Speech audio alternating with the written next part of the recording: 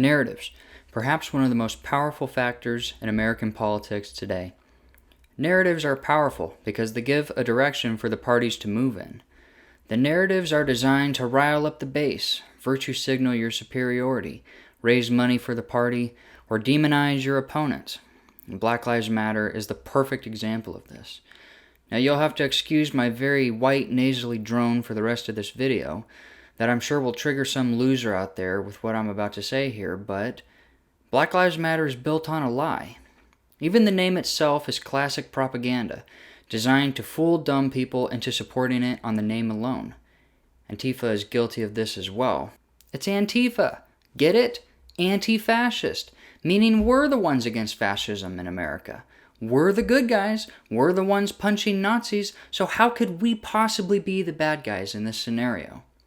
Never mind the fact that their definition of who exactly qualifies as a Nazi is deeply broken. And so it is with Black Lives Matter. Their definitions of who and what is racist is changing all the time. And it's genius, really. They've lowered the qualifications so low that almost anyone and everything can effortlessly trip over it and be called a racist, while still managing to keep all the social taboo that the word used to have when the bar was set much higher. The movement is a post-truth movement. It's not based on data or numbers or rational thinking. In fact, all those things run counter to the movement. Any hint of trying to think it through will be labeled a characteristic of the white blue-eyed devil. But a quick Google search of how many unarmed black Americans were killed by police will clear up the issue pretty quickly. Another quick search of how many blacks shot and killed each other in cold blood would also put things in a different light as well, assuming those lives mattered too. But that's the rational thing to do, so it's banned. You can't keep the movement if the hypocrisy is exposed. If you accuse me of cheating on my girlfriend with 9 other women, that would be bad. But it turns out you've cheated on your girlfriend with thousands of other women, so feel free to shut the hell up about it. The movement is not about helping black people. If it was, it wouldn't be about destroying the nuclear family. It wouldn't be about defunding the police. It wouldn't be about tearing down the statues of heroes like Lincoln or looting a Target. Instead, it would be about educating its own on how to interact with police. It would be about the importance of family and education. It would be an education on how having kids when you're in abject poverty is the single worst thing you can do to ruin your life and the life of the kid, and how that keeps the whole retarded circle of poverty going. It would be about 1,000 other things than what it is. Has Black Lives Matter made 1 ounce of difference in the ghetto?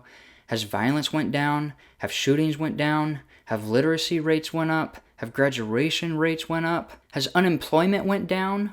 Of course not, because it's not designed to. That's not its aim. It's not a movement that internalizes the problem. It's a movement that becomes useful for Democrats every election year through an outward show of resentment, anger, and hatred, of decades of putting the emphasis on the wrong things and being frustrated when those narratives have turned out to be the wrong ones this entire time. These false narratives have been propped up with bumper sticker slogans like, "We need to have an honest conversation about race in this country." Of course, by race, they mean black, because that's really the only race they can continue pandering to with 95% success. And by honest, they mean exactly the opposite. They mean honest in the way that if all of us with different narratives would just shut up and let their enlightened narrative have complete control with no opposition, then maybe we could make some progress. That's what they mean by honest. An honest conversation would include an awkward digression into why Asians and Jews are doing well in this country. Both have had tremendous setbacks, so why are they successful? Asians were thrown into internment camps under FDR, and Jews have still not recovered population-wise from the Holocaust. Why are we not allowed to talk about cultural differences? You don't think if we did a culture swap between blacks and Asians, we wouldn't see both groups start to go in opposite directions? The Black Lives Matter narrative is not meant to improve black lives by the result of any change made inside black culture. It's a movement that hopes to push white guilt into every area of society as to give power to a relatively few amount of people.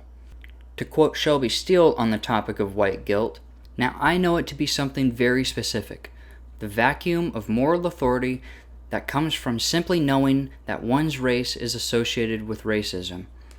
Whites and American institutions must acknowledge historical racism to show themselves redeemed of it.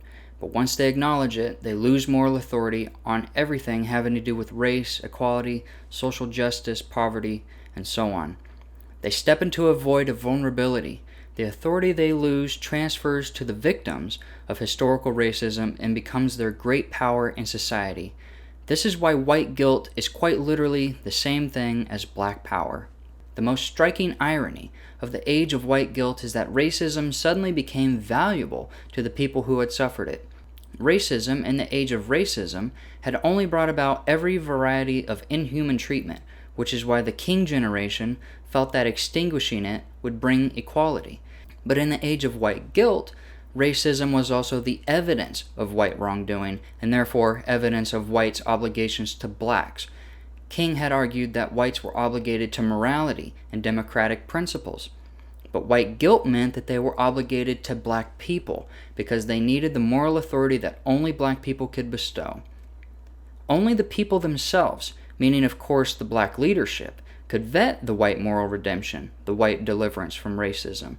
Thus, white guilt made racism into a valuable currency for black Americans, a currency that enmeshed whites, and especially American institutions, in obligation not to principles but to black people as a class. Lacking other sources of capital, blacks embraced racism as power itself. That's the goal of Black Lives Matter, not to help its own people, but to help the Democrat Party through the shaming of white people into cowardice simply based on their skin color and assumed past. You're not racist, are you? Then be a good little peasant and vote Democrat, so we don't have to burn down your business if we find out you voted a different way, a racist way. And now that Biden has won, where's the protest? Did racism just go away? Is the problem solved? No. But the useful idiots have served their purpose, and there's no more need to harass the American public anymore now that the power has been grabbed back for the Democrats. And even Black Lives Matter has realized this as well. Ever since the election, the Biden administration has failed to reach out to the movement. They use you, then they abuse you, just like they always have. You make your own success. The rights have already been given to you. There's a white liberal narrative designed to keep you sitting on the bench because you have been told from the day you were born that the players are racist, the referees are racist, and the game itself is racist. So why try? And when you inevitably feel anger, they take advantage of that too. These are lies. The government isn't your friend. It's not your savior. To quote Reagan, the most terrifying words in the English language are, "I'm here from the government, and I'm here to help." Black Lives Matter has got to go. I'm not sure what it needs to be replaced with exactly, but it can't be this. It's more than useless. It's actively harmful. And I hope to God one day Black America will wake up and see it for what it truly is. That's all I've got for today. If you like this video, give it a thumbs up and think about subscribing to the channel. I'd appreciate it. See you all in the next video. Bye.